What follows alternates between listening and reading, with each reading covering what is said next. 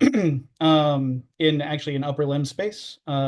Before coming in, I graduated from Baylor in 2016, worked at a Shriners Hospital, and now work at Baylor. Came back in 2020 and work here 4 days a week, and I'm still in clinic 1 day a week. So the goal here is to go through kind of how we teach technical skills, how we want the students to learn technical skills. I'm hoping there can be good discussion both throughout and at the end.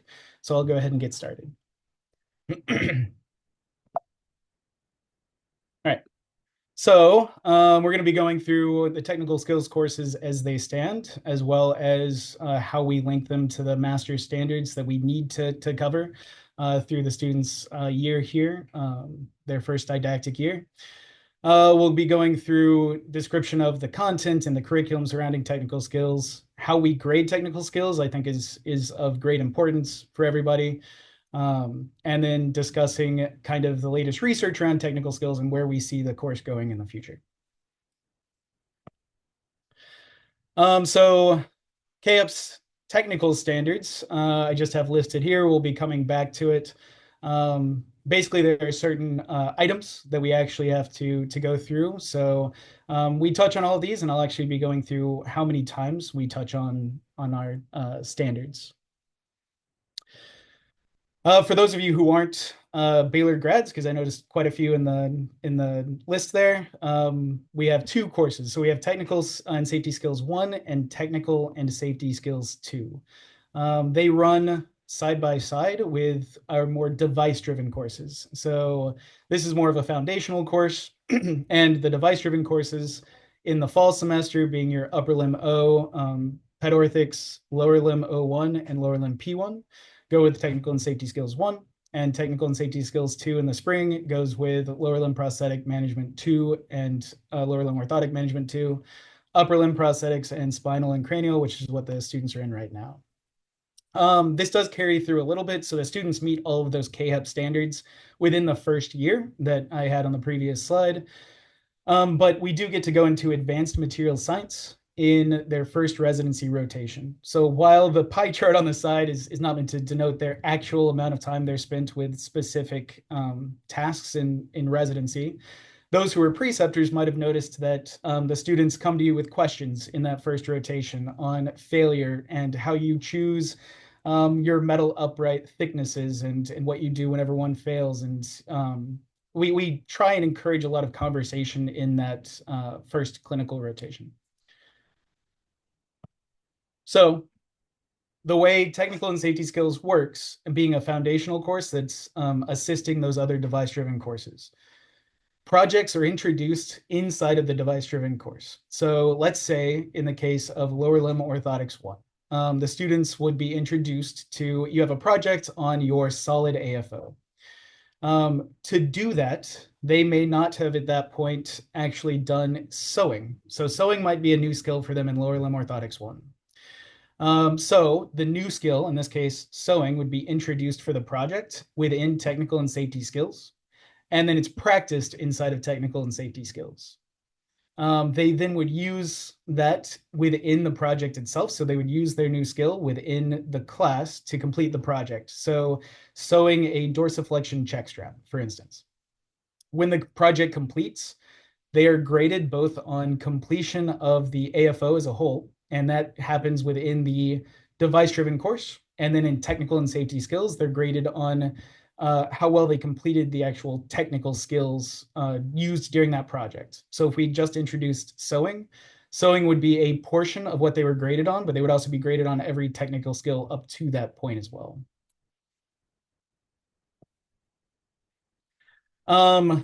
Just to note, so as the new skills are introduced, I do want to say we do try and introduce the skills with faculty assistance.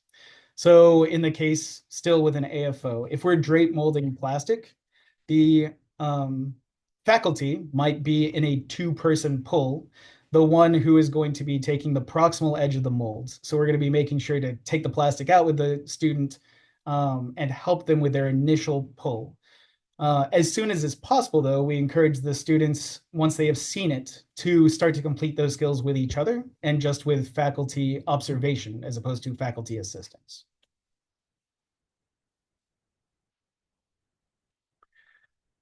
we do make a very or the classes themselves have a lot of emphasis on safety standards within the field. So hopefully, don't well, hopefully you're seeing your students are actually using their dust masks whenever working in the uh, machine room. They are wearing all their hearing protection. They're doing all that. We spend a lot of time with every new skill introducing, doing it safely. So again, this goes back to KHEP standards. Students need to be able to utilize all of these tools in a safe manner, which is probably the most important part about the class itself. We can teach them to skive, and skiving a pad can be easy and or it can be very difficult, but the goal is that with the repetition they need to get these skills down, that they're doing them safely. They aren't learning to do them improperly.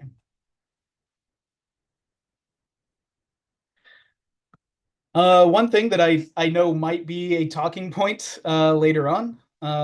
So I just want to preface it is we teach one way to fabricate. This is not by any means because there is only one way to do a skill. So skills can be completed in all kinds of ways. Um, we teach one way to fabricate because there are too many ways to complete a task. So I know from my own time going through school and from hearing from other people, it can be confusing when you have multiple people telling you different ways to do a task when you're first learning the basics of that task. We want to decrease that confusion whenever the students are first learning. So we don't want to have multiple faculty telling them different ways to complete a task. Likewise, we want to be grading those tasks the same way. So we've worked really hard here at the Baylor faculty to make sure that we are grading the skills the same way. That it's not that the students are coming to us and I might tell them that something looks good while Megan tells them something looks terrible. That we're looking for the same things whenever we grade these, which we'll be looking at here in a bit.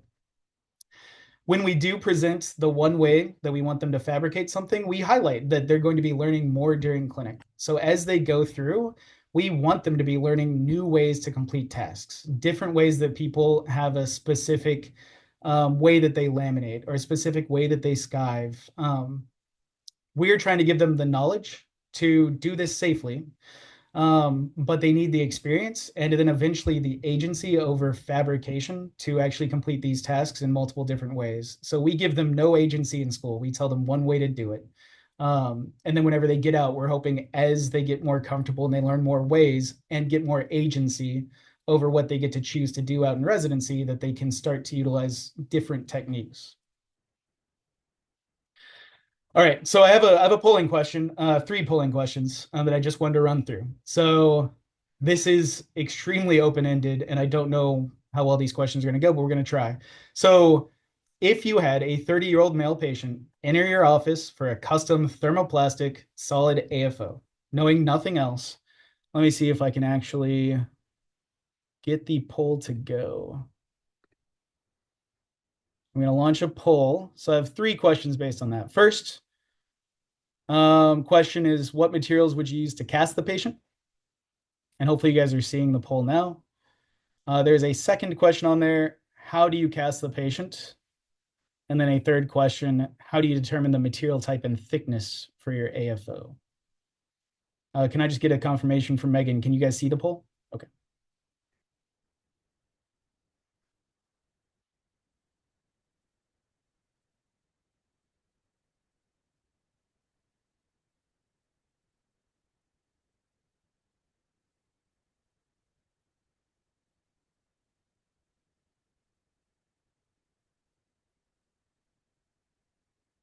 60%, that's pretty good.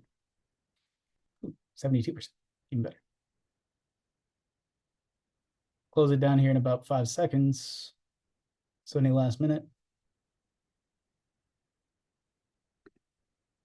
All right, so let me share the results real quick, because I think it goes to show just kind of the point we're trying to get at with teaching something one way. So we only have 25 clinicians in, 19 who chimed in, and we are not in a full consensus upon how we would either cast the patient, both with what material we're going to use, if it's going to be weight bearing or non-weight bearing. At least we're in agreement about the material type and thickness takes a lot to actually determine. So what I was hoping that gets at is an example AFO casting. So if we were to try and teach the students every way there is to cast and fabricate an AFO, it took me maybe 10 minutes to come up with this. I was just thinking of all the different ways you can do this. Bear with me for a second while we say, all right, so if we're going to cast, we could do fiberglass wrap. We could do a fiberglass sock, plaster wrap. We could use custom or pre-made foot plates.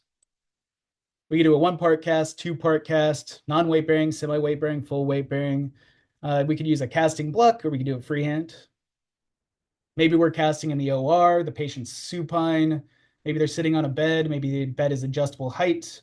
Maybe we stand while we cast them, or we're on a stool, or even on the floor. And then are we performing all of our own modifications within our casts, or are we saying, you know what, we don't actually want to do any cast corrections, we're just going to remold? And if we are doing cast corrections, are we doing it? Is our technician doing it? Are we doing it via bandsaw or cast saw? And then even more things. I'll get through them pretty quick. So material selection, I will say there's norms, but no strict guidelines, right? So cold temps, are we going to polypro, hot temps, or cold temps co-poly, hot temps polypro? Are we going up to polypro if they're over 60 pounds? Are we all using polyethylene for nighttime? Changing the thickness by weight, activity level, or a combination, which it sounds like everybody's in a combination. When do we add corrugations? When we cut material to size, we're using bandsaw, jigsaw, 5-in-1. When we're heating plastic, this I actually think is always interesting. We insist the students always use the actual temperature of the plastic that they are utilizing and pulling. How many people just leave their oven at 400 degrees and you know when it's ready? You either know the timer for the plastic, you can feel or whenever it's ready, or you just wait for it to turn clear, right? And there's different types of ovens and manufacturers. Some doors are always open, some doors are always closed. When we pull plastic, do we err towards 1-person pull, 2-person pull? Does the number of people depend on the style of device? So like a solid AFO is 1 person, but if we're doing a flexible inner, or we're doing an inner boot, we have 2 people. Or a Grapho requires 2, but a posterior solid requires 1. Are we stretching the plastic or requiring true dimensions? Hopefully this is getting to the point, right? That getting students to learn the way that you want to do in clinic would be almost impossible because everybody's going to want something slightly different. So that was what I was hoping to get at with this. So I can move on from there. I think the point was done. So we want the students to have the underlying knowledge to complete the test safely and consistently. And then hopefully whenever they're getting out in residency, they can learn those additional methods of completion as well as beyond residency. All right, so I know this is a lot. I broke down the projects that the students go through during school. So, and I tried to do it via the skill that was accomplished. So I looked at 2-dimensional shape capture, 3-dimensional shape capture, 3-dimensional shape rectification, thermoforming, finishing, what you might do during fitting, as well as finalizing. So you might notice they only have 1 for each one. This is the number of times that this might be used within the project, but it's a minimum. So for instance, using the lamination over on the right side as an example, the students laminate their PTB, supracondylar transtibial socket. When they're laminating that, they utilize the vertical fixture jig, the VFJ. They use that to get the alignment twice during the actual lamination portion of it because they do a 2-part lamination. But in here, I only have it as once because it's just one. I wanted to break down the number of times that these things were used or touched upon. So you'll notice that students do a significant amount of shape capture as well as rectification. And they get a lot of practice with those finishing skills. Of note, right, is that one time that we do the 2-part lamination, we do now 1 project is fully completed through three-dimensional shape capture and 3D printing. So we scan for a hand orthosis. The students get to modify it in the computer, and then they get to 3D print it. So that's new for us. Yeah, as of maybe 2 years ago now. So I know that was a lot. To break it down with those K-Hub standards that we looked at earlier, the students get to pick material based on the desired outcome 22 times. They thermoform, whether it's bubble, drape, or 3D printing, 18 times. They perform the two-part lamination one time. They contour metal, their double upright CAFO one time. They align or lower extremity prosthesis and orthosis. So the lower extremity orthoses 7 times, and they utilize the vertical fixture jigs, the VFJs, 5 times for alignment to set up their bench prior to seeing their patients. They establish mechanical and anatomical joint alignment twice, so they fabricate it twice in alignment. Work on finishing skills in 20 projects, and 6 projects require riveting, 16 times require gluing, and 6 times require strapping or sewing. So, and if we were to break that down, it might help understand where our students are whenever they actually get out into clinic. So in three-dimensional shape capture, you can see they spend about an equal amount of time with using plaster for three-dimensional shape capture and using fiberglass for three-dimensional shape capture. But if we were to look at it even more, the fiberglass is really done in lower and upper extremity orthotics, and the plaster is done in lower and upper extremity prosthetics. So if you were to ask a student to go in and very first thing have them mold for an AFO using plaster, it's going to be a new skill for them. That's not to mean they didn't learn to use plaster. It just means they have not yet used plaster to mold for an AFO. So they have the skill, but they need to learn that instance of the skill.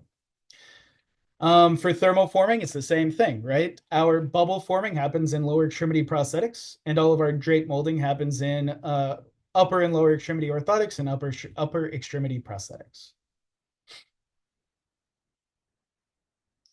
Not included in those charts. So I do know people are interested in if our students ever do flexible inners. So there is the opportunity for them to do a flexible inner in an inner boot within their lower limb O1. So within their AFO, they can make an inner boot. Not everybody does. Not all students have to at that point. In our lower limb prosthetics 2 course, we have a NEDIS articulation patients. So again, some of our students get the opportunity to make a flexible inner socket at that point. Every single student does fabricate an upper extremity flexible inner whenever they do myo. So they do get to do a pattern recognition and a coapt and a dual site upper extremity prosthesis. So they get to fabricate a flexible inner for that. So all students do get at least one experience with fabricating a flexible inner. Nothing about the previous slides talked about off-the-shelf or prefab fitting skills. We don't really talk about that in technical skills, but it is another set of hand skills, which is gone over in the device-driven courses. Tool usage wasn't covered in it, so the number of times that they utilize hammers, diagonal cutters, cast saws, bandsaws, jigsaws, hook blades, everything inside of the office. I just felt like it was already a lot in those last 2, and I felt like it would be a little bit too much. So we did recently complete a study, which we're working on publishing, where basically respondents felt overwhelmingly, speaking of those skills, that metal bending is a skill that would continue in the next 10 to 20 years to potentially be less important for CPOs, while CAD CAM and 3D printing is going to continue to become more important, which is why we're trying to introduce more 3D printing and more CAD CAM into our projects. This is the students' research that actually found that, so keep an eye out for it for publication. Another skill that we go through in technical skills is our students' spatial awareness. So we spent some time talking about spatial awareness, and we actually get to test their spatial awareness, how well they can visualize and rotate objects using their mind. It's an important skill. It's one that we use pretty regularly, whether or not we recognize that we're using it. So We look at, our planes of motion, and it's a skill in understanding and moving things and thinking about where we are, is a skill that everybody on this call uses all the time. This is something that I think is critical moving forward for easily introducing skills for students in a two-dimensional setting. So introducing written instructions for fabrication of a transfemoral prosthesis per se, right? All of their instructions are in two dimensions, and they need to be able to translate that into three dimensions. So it's an important skill, and it's one that we work with on our students. We also, within the course, talked a little bit about it, but we go through material science. In the clinical seminar 1, they have advanced material science. So during that time, the students get to actually work through, like we said, failure modalities, and they get to, hopefully they have projects to talk with technicians and talk with their preceptors and delve a little bit deeper into the material science of why they're choosing what they're choosing and when they're doing it, but they get all of those basics as well within the first year. All right, so probably the thing people are most interested in, potentially, I don't know, you can tell me if I'm wrong, but is how we grade hand skills and how the students are, how we evaluate whether they're doing well or not. This is difficult. When I first started and was teaching this course, I'll go ahead and tell you it was difficult for me because it became, does Jeremy say this is good enough? Students would even walk by other faculty to see if I said it was fine. It's not that they valued the other faculty's opinion less. It's that the other faculty were not giving them a grade on hand skills. So this is another reason that we worked very hard to get everybody on the same page so we can eliminate that a little bit. So hand skills can really be discussed in the classroom, but the students do need lecture and observation with practice. So they're still getting practice when they're out in residency as well, right? The issue is it's difficult to measure what's good enough versus what's excellent. So they can complete a task, but it's really difficult to say when things are getting to that extra step of they did a very good job versus adequate job. Other healthcare fields have tackled that problem. Other fields have looked at factors that play a role in predicting the success of their students.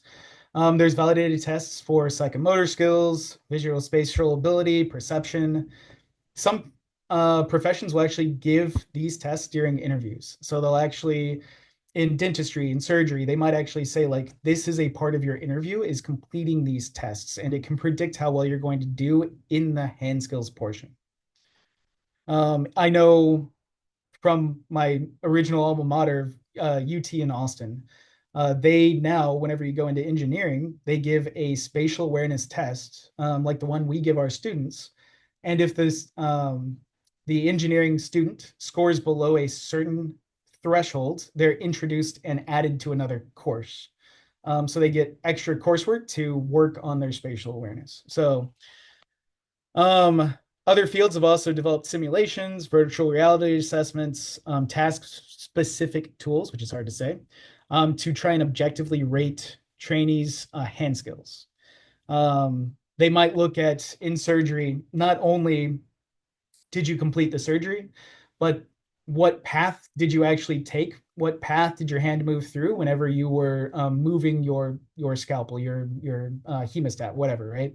The number of movements you make versus sub movements or shakes and motion, the time to complete, and so on. So they break it down as much as they can.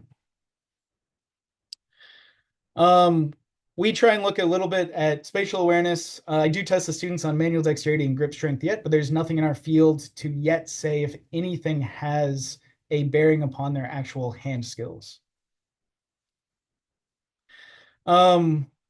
This is published in JPO. One of our former students, Megan, actually went through and introduced a new hand skills test, which was extremely beneficial for us because it actually led us to getting on the same page about how we grade our technical skills.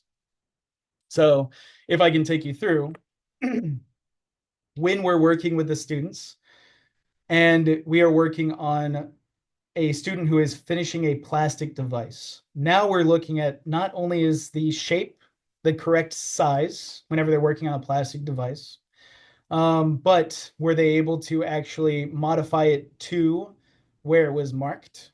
Did they modify it too large or keep in their original marks? Did they modify it too small?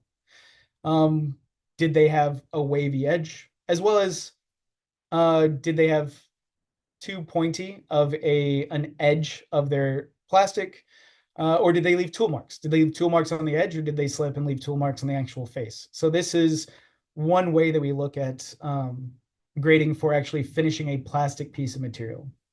We look at the same for foam skiving, except we also look at the width of the skive being consistent around the piece of material, not being too small or too large or inconsistent, and that the actual profile of the skive is appropriate as well. So they are using the appropriate amount of pressure whenever they're skiving a piece of foam. When a student is either heating and flaring or spot relieving, we are trying to look for not having discoloration or bubbles whenever they're doing either.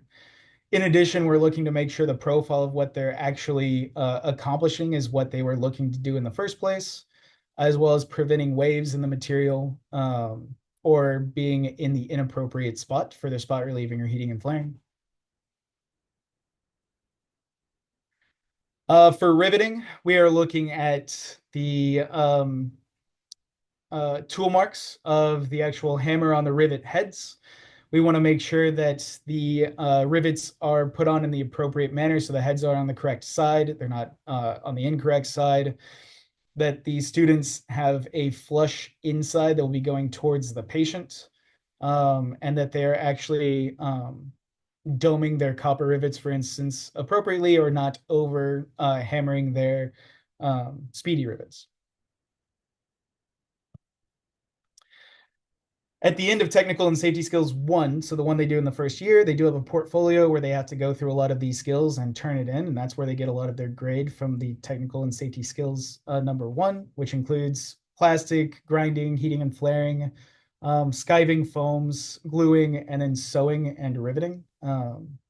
So I just thought it was important to understand where that's where we're getting some of their repetition, is within completing a portfolio and actually requiring them to self-reflect. They can make this portfolio or make those pieces as many times as they want to within the class.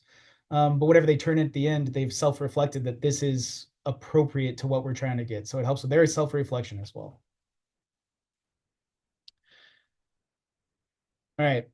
Grading a project's technical skills. We are trying to also, what we had at the very beginning, where at the end of a project, we grade both the students for a project completion within a device-driven course. We also grade them for the technical skills that were required within the project as well. So I have a couple of sample rubrics in here. The first sample rubric is coming from CAFO casting. So this is not a rubric for anything beyond just casting the patient. So with the students being able to cast with fiberglass, you can see that we look at the domains of basically the alignment of what they're getting. And we found that with our previous technical skills and, having a 0 to 1 grade of, did you have a wave or did you not have a wave? Did you have a tool mark or did you not have a tool mark?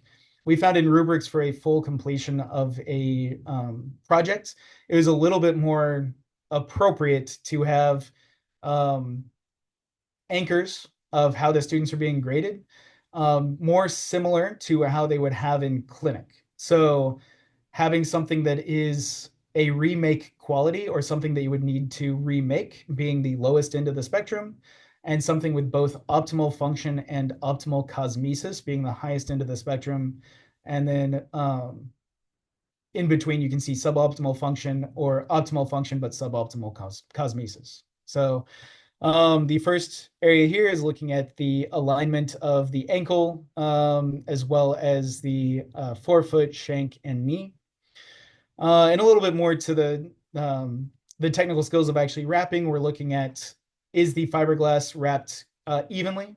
So the fiberglass wrap being consistently 2 to 3 layers thick as they're actually moving around, that there's no roping present in the cast, that they capture the contours, they don't have any wrinkles from it being too loose, or extraneous impressions. And that the coverage is basically to the extent of the cast that they want. So they've gone all the way, in this case, from the toes to the greater trochanter. So that's from casting. The other one's a little bit longer. This is for an AFO. So this is the actual fabrication of the AFO. The students have to go through materials selection. You'll see more of these that are not functional or of a remake quality, but both in material selection for the plastic straps, padding, and their joints. We're looking for that they have the correct plastic type and thickness. The straps are present and in the correct location. The pads are the appropriate material and that they've used the correct glue with that material. That the joints are present, the joints are the appropriate type, the appropriate size, and the inside face is covered with a shear band material. In the pulling, we want to make sure that they have vacuum present everywhere and we don't have inappropriate pulls. Articulation, the joints need to be both present and square. That they have their 90-degree plantar flexion stop is present, centered, and rounded. When cutting the solid into an articulated, the plastic anterior to the joints needs to be cut to the design of the tamarack. And the posterior, the joint line is straight and parallel to the floor. Dorsiflexion check strap works on their sewing, as well as the sewing quality and the construction of the strap. Rivets, both copper and speedy rivets, the correct diameters are used, the correct sizes are used, and in the case of the speedies, the correct cap is used, and that they aren't over flattening or under flattening these. And last, but not least, we're looking at the plastic finishing. You saw that a little bit in the actual task completion, but the edges have no tool marks. They're rounded on the inside edge, rounded on the outside edge, and they're smooth to the touch. The edge shape is smooth without waves, and edge shape has no 90-degree turns. We both look at the non-patient facing and the patient facing side of the plastic face to make sure there's no tool marks and no discoloration. So these are all things that this is in addition to everything they need to have for the device-driven course. So in LLO1 for this specific course, they're getting a grade on the confines of the course and that it was made appropriate for the patient that they have. And this is all just the technical skills as well. So I think that got us through with about 10, 20 minutes for questions potentially. Again, I was hoping to open this up. That is an overview of everything that I have for technical skills. I know, I find it incredibly interesting, but I don't know what kind of conversation there might be around it. Any questions is where I should start.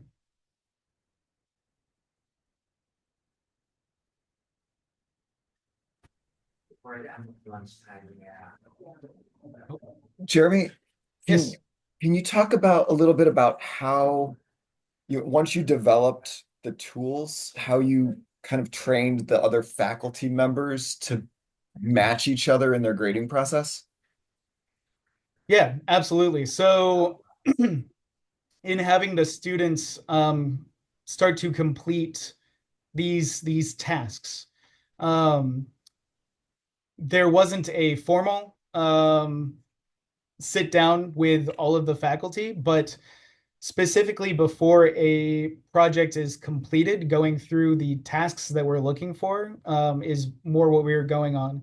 We have now in our fabrication in our lab, for every project, we'll have 2 to 3 faculty present for each project, both to answer questions for the students. And so the course director can bring everybody on board with what they were looking for. And as the person who is teaching the technical skills, I can bring everybody on board with what we're looking for. And over the last couple of years, we've been able to do that, as well as in the creation of Megan's research and going through and grading that. That brought us all into a very lockstep uh, way in how we grade. I'll say one other thing to that is whenever we first started grading it, we definitely everybody was like, well, it's okay, or it's, this cod be, we had shades of gray as far as the technical skills go. And one of the best things that we did was either it has tool marks or it doesn't. Either it has waves or it doesn't. And so bringing people to that, being a little bit less wishy-washy on how we grade it there, I think helped quite a bit. But we have other faculty on the call as well if they feel the need to chime in. I'll just chime in real quick, Jeremy. Jason, to your question, Jeremy described it well though, but as he and Megan were kind of piloting these rubrics, faculty were using them to grade, and that was an iterative process, and they were able to get feedback from the faculty graders in terms of the clarity of the rubric and the utility of the rubric, and things got revised that way. But as Jeremy alluded to, it helped us all get on the same page as well. Knock on question to that, I suppose, that just jumped into my head. Did that process help you kind of start to not necessarily come to consensus, but maybe come to consensus a little bit around some things that are also somewhat subjective in our process? These are good modifications, these are bad modifications. That's a good alignment versus a good enough alignment. Those kinds of elements. Yeah, I think, going to the clinical side, it is still something that we're working on, but I do feel, at least for me personally, it definitely helped to take the gray out of the instruction with the students, or the grading with the students, and to try and steer clear of those good enough answers. And whenever I held myself to that, it helped me really hone in on if a student is looking for something and I'm like, well, it's good enough, but it could be better. Instead of telling them that, it forced me to tell them why it wasn't perfect to begin with.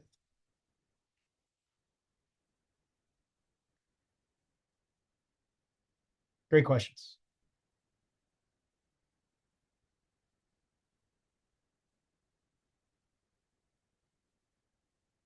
So I might be opening a can of worms with this one, but I'm interested. We are trying to get the students prepared for clinic with, again, one way to do things.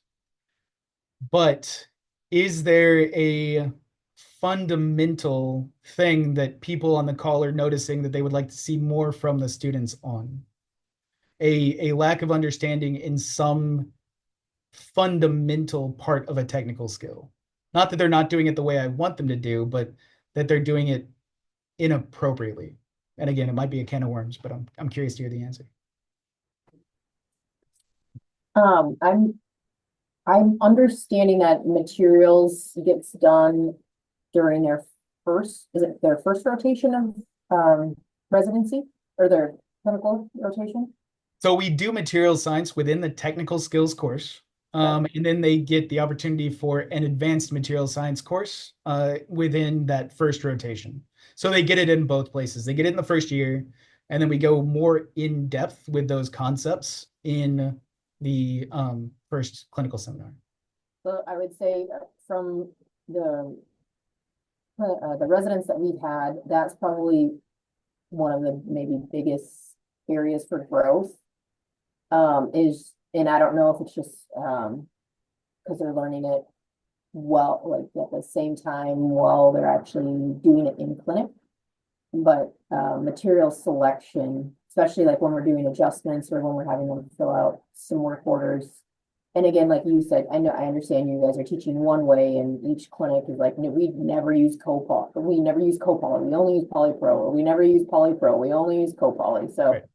I understand there's gonna be some change, but just on, from getting out of the plastic part and just the materials like, the durometers of Plastizote and P-Lite and Floclite, PPT, those I think are the biggest areas where we've noticed, at least at my facility, where we've noticed kind of a more learning throughout residency, which isn't a big deal, but otherwise I think you guys run a great program.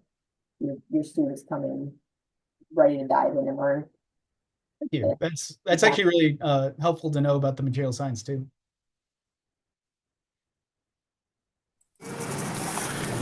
Jeremy, this is kind of a simplistic statement, but we have more and more people entering the profession that haven't been around the basic tools and the mechanical aspect of it. I mean, very knowledgeable people, very smart young people that are entering our profession, thankfully. But just those basic knowledge, the correct direction to put a hacksaw blade on, and just those simple hand tools. And no one from your program, but I've had some people like, I want that minus screwdriver, that plus screwdriver, and something as simple as lefty loosey, righty tighty. Just some of those things that people who have grown up around it just take for granted. But I think, and not to get distracted because you guys have a limited amount of time to discuss that, but maybe in these different projects they're doing, okay, today it's going to require a flat blade screwdriver. And, we want to talk to you about the simple, a 30-second statement, but an introduction of some of the elementary things that, in years past, because people came out of the lab or somewhere before going on to becoming a CPO. So just some food for thought on that aspect. Yeah, thank you. And that actually, that brings up a good point. The whenever we're introducing a new skill, and I didn't highlight it well here, but we assume no previous knowledge on the part of the student. So I think it can actually be a little frustrating at first for some of our people who have a technical background, but we do introduce everything as assuming that they have not seen these tools ever before, is the goal at least. But that's a good point as well.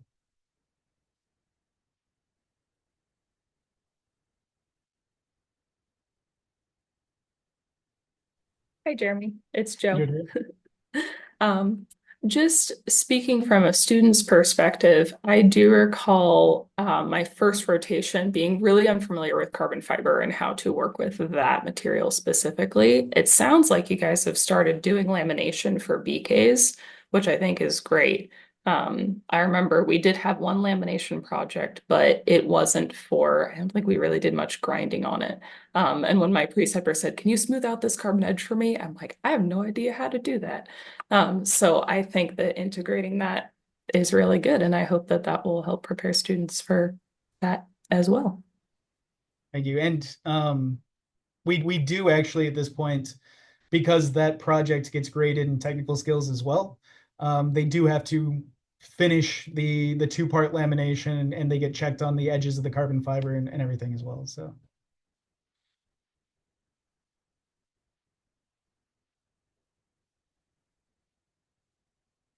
anything else? Anything in the chat? I've got a question, if that's okay. Oh, please. This is Chandler. Chandler? I'm putting myself in your shoes. The challenge of standardizing some of these hand skills is a challenge, right? Because a lot of people take issue like, oh, that's an art. This is how I finish rivets. And so, choices like a rounded rivet versus hammering. So I've got a specific question. I remember when we were looking at a cross section of a thermoplastic edge, what shape should that cross section be? And three professors kind of came up, and I think it was Josh and Jared and Lauren, and drew different pictures of their shape of an edge of thermoplastic, say the top of an AFO or something. And they all smiled and said, well, I think all of these work. And, just do what's best for the patient. Have you had a challenge there of, as you're standardizing, this is what an edge should look like, not driving too far to an exact standard and saying, well, there's many types as long as there's not tool marks? Or have you gone all the way and said, this is an edge on thermoplastic for our program, exactly like this? Yeah, good question. So what we try and do is kind of to that idea of some things are inappropriate for the patient. So we want to make sure there's never any sharp edges, never any tool marks, especially on the patient facing side of those. But we do.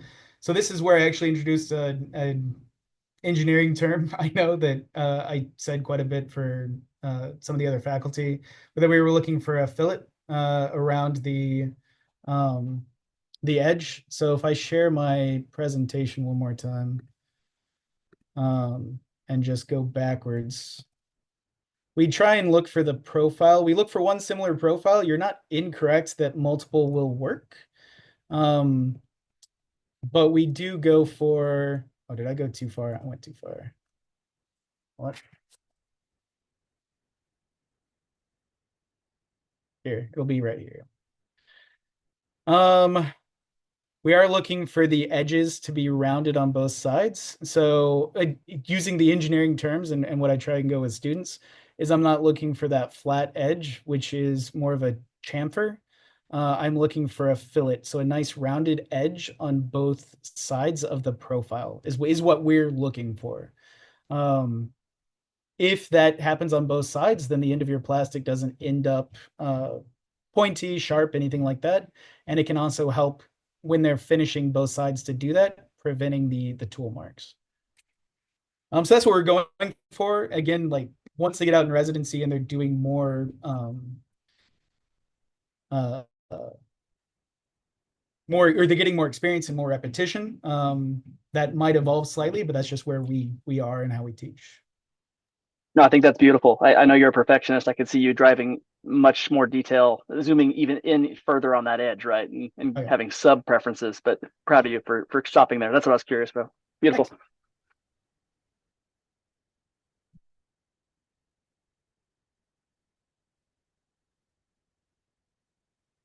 Any other questions?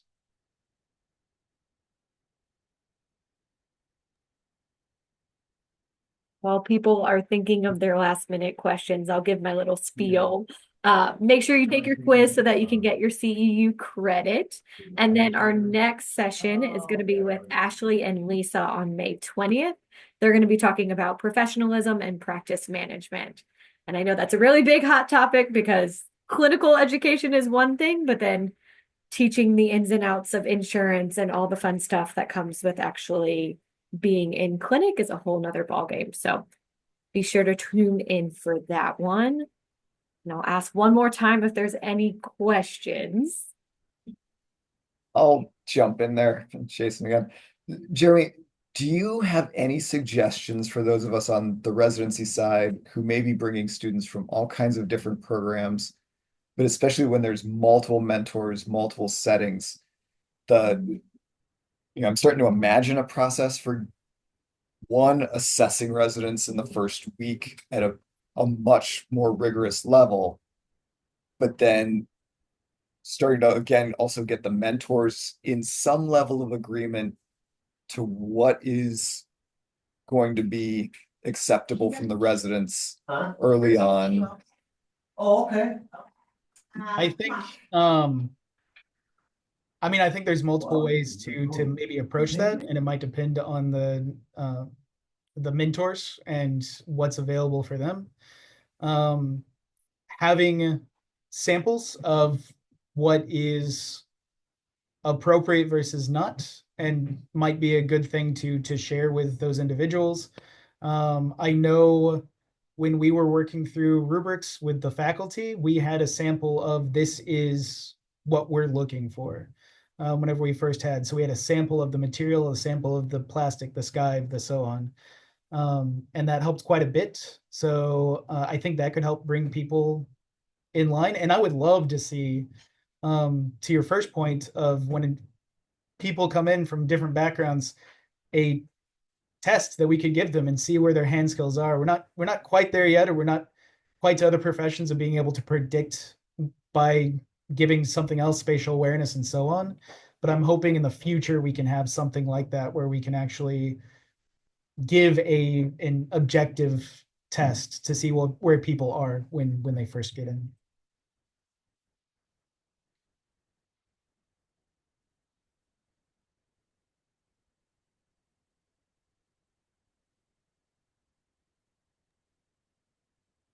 Say with that, we give you back 5 minutes. And thank you again for joining, guys. Hope to see you next month, and let us know if you have any questions or need anything in the meantime. Thank you all. Bye, guys. Good to see y'all. See you, Josh. Good job.